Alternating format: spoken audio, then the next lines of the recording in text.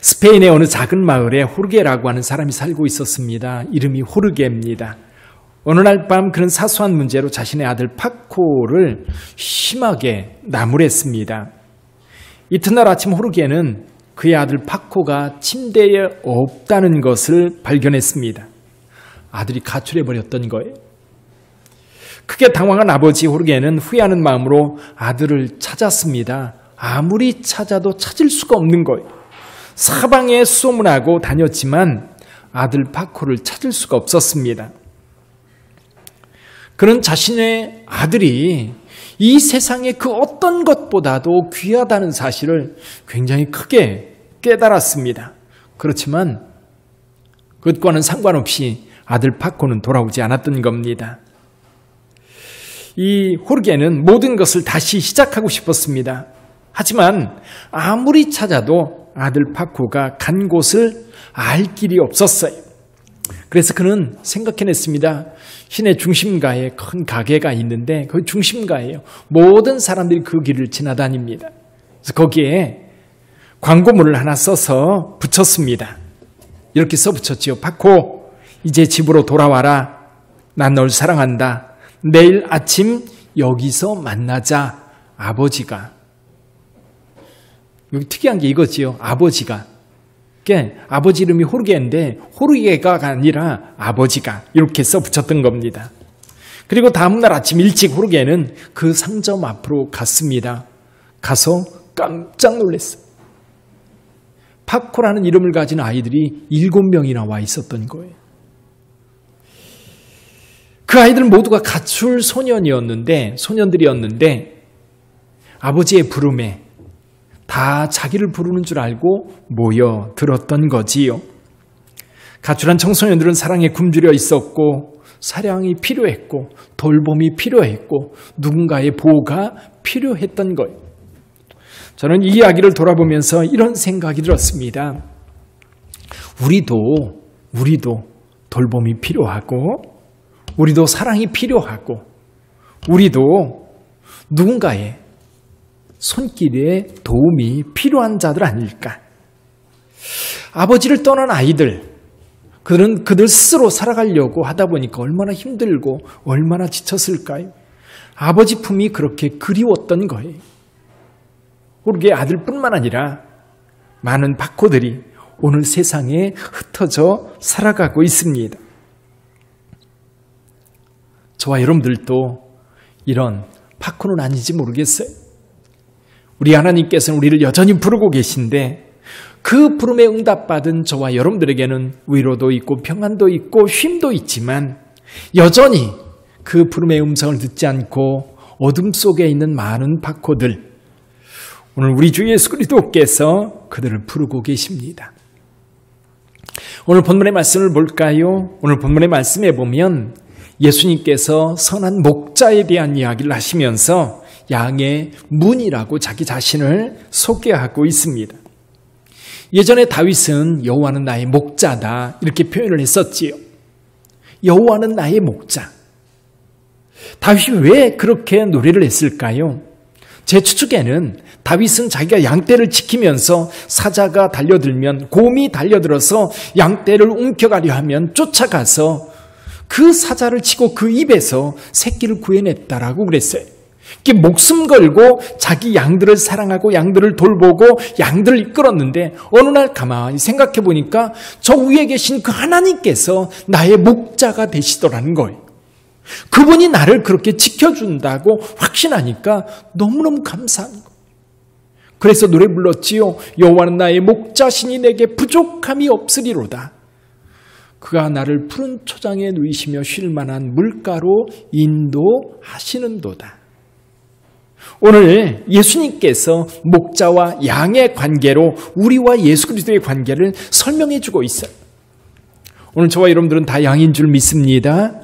양이에요, 양. 그런데 예수님께서는 우리가 양이라고 할 때에 예수님께서는 우리에게 어떤 존재인가? 몇 가지 우리에게 말씀해 주고 있는데요. 첫 번째는 예수님은 아버지 품으로 들어가는 통로의 역할을 하신다는 거예요.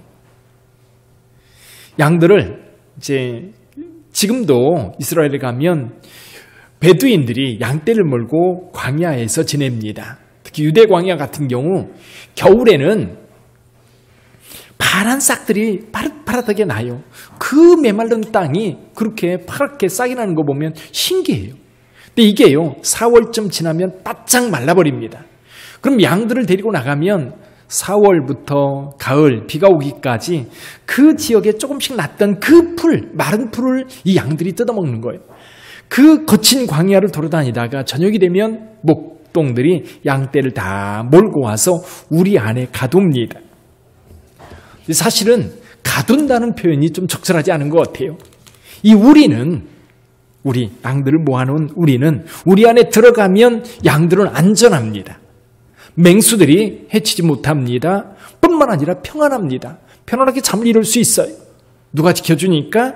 목자가 지켜주니까. 그 안에 있으면 걱정 근심 없는 거예요. 그 안에 있으면 편안한 거예요. 그 안에 있으면 두려움이 없는 거예요. 그 우리. 근데 예수님께서 그 양 우리로 들어가는 양의 문이라는 거예요. 저는 이 말씀을 곰곰이 묵상하면서 그런 생각이 들어요. 예수님을 통해서 들어갈 곳이 어딘가? 하나님 품인 거예요. 그것이 하나님의 나라고 하나님의 위로가 있고 하나님의 돌봄이 있고 하나님의 도우심이 있는 바로 그곳. 하나님의 품 아닌 거지. 사도행전 3장에 보면요. 베드로와 요한이 제9시 기도 시간에 기도하러 성전에 올라갑니다. 올라가다가 성전 미문 앞에 구걸하고 있는 한 사람을 만납니다. 이 사람은 나면서부터 걸어보지 못한 사람이에요. 그래서 아침이 되면 사람들이 들것에 그 사람을 실어가지고 데리고 와서 성전 미문 앞에 둡니다. 그러면 하루 종일 거기서 구걸을 하는 거예요. 베드로와 요한이 거기를 지날 때 이 두 사람이 구걸을 합니다. 베드로와 요한이 그 사람을 주목하여 보면서 말합니다. 우리를 보시오. 근데 이 사람이 뭔가 얻을 것이 있는가 해서 쳐다볼 때에 베드로가 말하지요.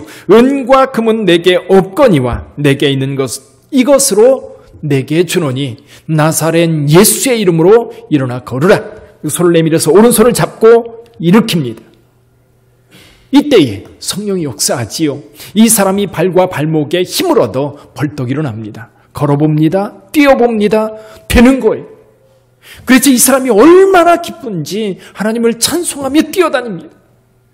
그러니까 사람들이 눈이 둥그레져서 그 사람을 바라보고 있을 때에 이 사람이 누구한테로 달려가요? 베드로와 요한에게 달려가 그 사람을 붙잡습니다. 그러니까 이 사람들이 많은 사람들이 거기 모여서 너무너무 놀래 베드로와 요한 앞에 몰려들게 되었지요. 이때에 베드로가 그들에게 말씀을 전합니다. 이스라엘 사람들이여 왜 이 일을 이상하게 생각하십니까? 또 우리 자신의 능력과 경건으로 이 사람을 걷게 한 것처럼 왜 우리를 주목합니까? 그러면서 이렇게 말해요. 그 이름을 믿음으로, 그 이름이 뭐예요? 예수의 이름.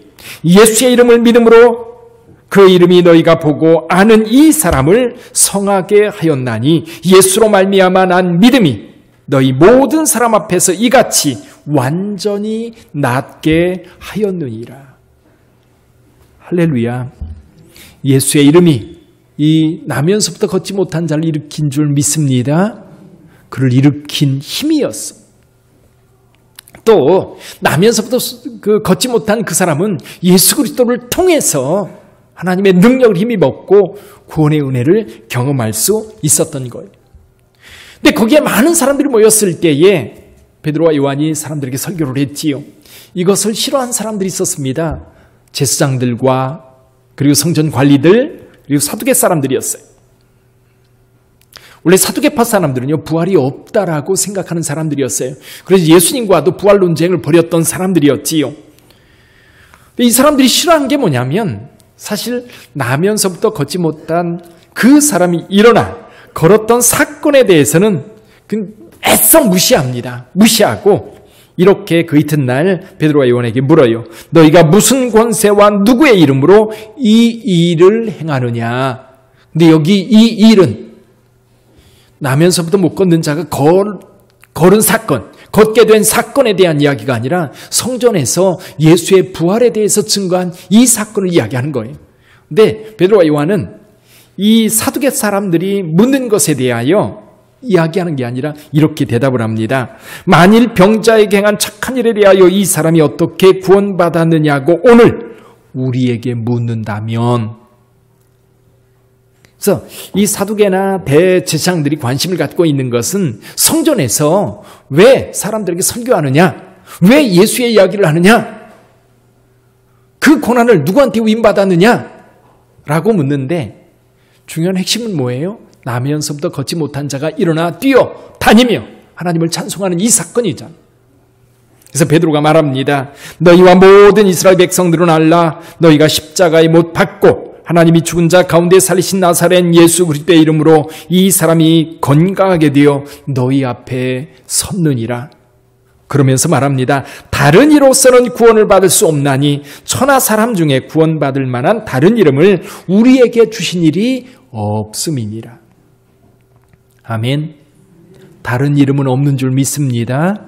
아버지 품으로 가는 유일한 길, 그 구원의 통로, 구원의 조건은 바로 예수 그리스도를 통하여 그 안에 들어가는 것. 여러분, 구원이라고 하는 것은 뭡니까? 구원. 사실 구원은요, 스스로 구원할 수 없어요. 물에 빠져 죽어가는 그 사람을 건져내는 것은요, 스스로 그 속에서 벗어나면 그건 구원이 아니에요. 수영 잘하는 사람은 벗어날 수 있겠지만, 여러분 기운이 다 빠져서 거기에 물속에 빠져 들어가는 사람 들어가서 건져내는 것이 구원이에요. 죄로 인하여, 그리고 인간의 연약함으로 인하여 죽을 수밖에 없는 우리를 거기에서 건져내는 그것이 구원이거든요. 그럼 다른 종교에도 구원이 있을까요? 서양의 학자들이 불교에도 구원이 있다라고 생각을 하고 연구를 많이 했었어요. 근데 여러분, 불교든 무슬림이든 힌두교든 아니면 샤머니즘이든 토테미즘이든 그 모든 종교들은요, 여러분 구원이라고 하는 게 없어요. 뭐만 있어요? 복입니다. 복. 그러니까 내가 그 신에게 비나이다 하는 것은 두 가지예요. 하나는 재앙에서 벗어나는 것이고, 또 하나는 뭐냐면 이 땅에 사는 날 동안 다른 사람보다 좀 더 잘 사는 거예요. 건강하게 사는 것. 그래서 일반 모든 종교들의 공통점이 뭐예요? 내 자식 잘 되게 해주시고, 내 사업 잘 되게 해주시고, 세상에 살면서 건강하게 살고, 올해는 좀 돈 좀 잘 벌고, 그런 게 모든 종교의 공통점이에요. 그러나 기독교에서는요, 정말 중요한 게 뭐냐면 구원 문제예요. 구원 문제. 어떻게 죽음에서 건진받느냐라는 거예요. 어떻게 죄악에서 건진받느냐라는 거예요. 여기서 나면서부터 걷지 못한 자가 상징적으로 우리에게 이야기하는 것이 뭐냐면 우리 인간이 가지고 있는 연약함, 우리가 해결할 수 없는 어떤 문제. 근데 예수의 이름으로 그가 힘을 얻어서 뛰어다니며 걸어다니며 하나님을 찬송할 수 있었던 것은 예수 그리스도의 능력이 이것을 가능하게 하는 것. 구원은요, 예수 그리스도를 통해서 이루어지는 줄 믿습니다. 그래서 오늘 예수님께서 나는 양의 문이다. 나를 통해서만 누구에게로? 하나님께로 들어갈 수 있는 것. 하나님께로. 예수님으로 말미암지 않고는 아버지께로 올 자가 없습니다. 그래서 예수 믿어야 되는 거예요. 그래서 전도해야 되는 거예요. 그래서 사람들에게 예수가 우리의 구원이라고 강하게 말할 수 있는 거예요. 다른 이로서는 구원받을 만한 다른 이름을 주신 적이 없어요. 그리고 예수님 오늘 본문의 말씀에서도 유일한 구원의 통로인 줄 믿습니다. 두 번째로요, 예수님께서 오늘 본문의 말씀을 통해서 주신 말씀이 뭐냐면 예수님은 양들을 이끄는 목자라는 거예요. 오늘 여기 4절에 보면 자기 양을 다 내어놓은 후에 앞서 가면 양들이 그의 음성을 아는 거로 따라오되, 그랬어요. 예수님은 양들을 이끄시는 분, 저와 여러분들을 이끌어주시는 줄 믿습니다. 저와 여러분들이 삶을 살아갈 때요, 길을 잃을 때가 있어요. 여러분 한번 생각해 보세요. 언제 길을 잃은 적이 있으십니까? 저는 몇 번의 경험이 있었던 것 같아요. 그러나 감사하게도 길을 찾아서 오늘 여기 여러분들 앞에 있는 줄 믿습니다. 제가 82년도에 덕유산에 친구들하고 등산을 갔던 적이 있어요. 등산을 갔는데 이 입구에서 못 들어가게 하는 거예요. 갔다가 내려오는 건 가능한데 산에서 캠핑을 못하게 막고 있었어요. 이유가 뭐냐면 그 몇 주 전에 이게 통신공사 사람들이 공사하러 들어갔다가 길을 잃고 거기에서 죽은 거예요. 나중에 이제 다 조사를 해보니까 두 사람이 이제 죽은 채로 발견이 됐던 겁니다. 물론 요즘에는 이 길이 잘 나 있어가지고 길 따라가면 길 잃어버릴 일이 없지요. 우리나라 산이 깊어도 요즘에는 길들이 잘 나 있어서 어디든지 이렇게 뭐 길 잃을 일이 별로 없는데 그런 일들이 있었어요. 근데 아마 여러분들도 어렸을 때 길을 잃어가지고 당황했던 적이 있을 겁니다. 특히 해외나 언어가 통하지 않는 곳에 여행 갔다가 일행을 잃어버려가지고 난감한 상황에 처한 경우도 혹 있었을지 모르겠어요. 근데 여러분, 이렇게 살아가면서 길을 잃은 건 그런 것만은 아니죠. 어떤 분들은 정말 평생 다니던 직장에서 해고를 당해서 퇴직하고 나와서 어떻게 해야 될지 인생을 완전히 잃어버린 것처럼 그런 절망감에 빠져 있는 경우를 봤어요. 어떤 경우는 정말 사랑해서 결혼했는데 이혼하지 않으면 안 되는 그런 상황에 직면해서 갑자기 갈 길을 잃어버린 것 같은 그런 경험도 있을 겁니다. 어떤 경우는 배우자나 자녀를 먼저 하늘나라로 떠나보내고 나서 도대체 나는 어떻게 살아야 되는가?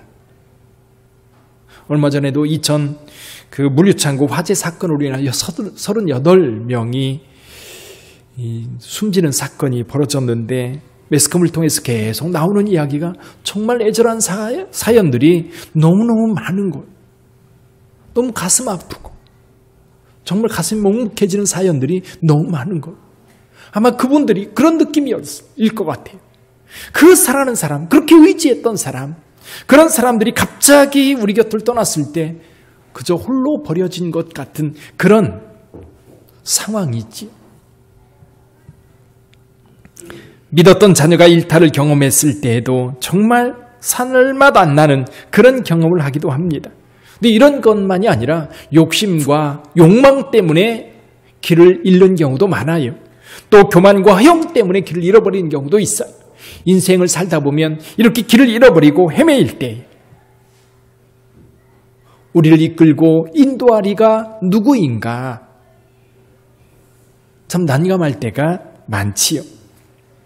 사랑하는 성도 여러분, 분명한 것은 우리 하나님께서 예수 그리스도를 통해 우리를 이끄신다는 사실입니다. 예수님을 따라가면 길을 잃을 일이 없는 줄 믿습니다. 어려운 일을 당해도 하나님께서는 분명히 우리의 길을 인도하셔요. 우리가 시편 73편을 읽었어요. 지난주에 시편 73편을 읽으면서 여러분 28절에 이런 말씀이 있어요. 하나님을 가까이 하는 것이 내게 복이라. 할렐루야. 예수님을 가까이 하는 것이 여러분의 복인 줄 믿습니다. 가까이 하는 것. 예수님을 가까이 하고 그 예수님을 따라가는 거예요. 좀 더 가까이에서 그분은 손잡고 하면 더 좋겠지요. 근데 재밌는 게 있어요. 구약 성경에서는요, 하나님을 말씀하실 때 늘 with예요. 함께. 하나님과 함께. 근데 신약 성경을 읽어보면 특히 바울이 쓴 편지에 보면 전부 다 대부분이 어떻게 되어 있냐면 in Christ예요. in Christ. in Jesus. 예수 안에, 그리스도 안에 우리가 있는 거예요. 그래서 여러분 항상 주님과 동행하는 여러분 되시기를 주님의 이름으로 축원합니다. 또 한 가지는 예수님께서요 이렇게 동행하실 뿐만 아니라 우리를 구원하시고 우리를 풍성케 하신다는 사실이에요. 10절에 보면 이렇게 말씀합니다. 도둑이 오는 것은 도둑질하고 죽이고 멸망시키려는 것뿐이요 내가 온 것은 양으로 생명을 얻게 하고 더 풍성히 얻게 하려는 것이라. 예수 믿으면 구원 얻을 뿐만 아니라 풍성한 삶이 되는 줄 믿습니다. 비교해서 다른 사람과 비교해가지고 내가 저 사람보다 월급 더 많이 받아, 내가 더 큰 집에 살아, 그런 게 아니에요. 예수님께서 함께 하시면요 이건 절대적으로 평안한 거예요. 절대적으로 풍성한 거예요. 어린아이들 엄마와 함께 있으면 모든 게 끝납니다. 양들 목자와 함께 있는 한은 그 양들은 두려움 없고 불안함 없고 부족함이 없는 거예요. 저와 여러분들의 삶에도 하나님께서 함께 하신다면 부족함이 없는 줄 믿습니다. 우리 하나님께서 우리와 함께 하신다면 여러분 두려워하지 마세요. 이번에 코로나 사태로 인해 전 세계적으로 일어나는 특이 상황이 뭐냐면 사재기였어요. 사재기. 근데 사재기가 일어나지 않는 유일한 나라 어느 나라예요? 우리나라. 하나님이 보호하셔서 그런 줄 믿습니다. 하나님이 지켜주신다고 믿으니까 막 쫓아가서. 근데 그런 적이 있었잖아요. 제가 군대에 있을 때예요. 84년입니다. 그때 사건이 진짜 많았어요. 이웅평 씨 미국이 타고 넘어올 때, 그리고 신중철이라고 하는 사람이 휴전선 넘어서 남하에 온 사건, 그리고 그의 민항기, 중국 민항기가 이제 납치를 당해가지고 북한에서 휴전선 넘어가지고 이 비행기가 더 못 가가지고 어디로 내리느냐면 춘천공항에 내린 거예요. 춘천공항. 춘천공항이 활주로가 짧아요. 민항기가 내릴 그런 공항이 아닌데 거기에 불시착을 한 거예요. 그래서 비행기가 활주로를 벗어나서 담까지 이렇게 밀어버린 그런 사건들이 있었어요. 그때요, 저는 군대에 있었는데, 양구에 있었는데, 나중에 보니까 금방 전쟁 날 것처럼, 그래서 라면도 사다 놓고 그랬다고 그러더라고요. 우리는, 그래서 해외에서 그런 얘기를 해요. 우리나라는 하도 이런 위기 상황이 많아가지고, 우리나라 이번에 코로나 사태 같은 경우는 위기도 아니다. 그래서 사재기가 필요 없는 거 아니냐. 그렇게 얘기도 합니다. 그러나 여러분, 사재기 한다고 해서 며칠 살 거예요. 그렇지요? 그거 가지고 며칠 살 거냐고. 그러나 여러분, 분명한 것은 하나님을 믿는 믿음이 우리로 하여금 풍요롭게 하는 줄 믿습니다. 그 믿음이 우리를 풍요롭게 하는 것이지, 여러분 휴지 몇 개 더 사다 놨다고 해서 그것이 우리를 안심시키는 게 아니에요.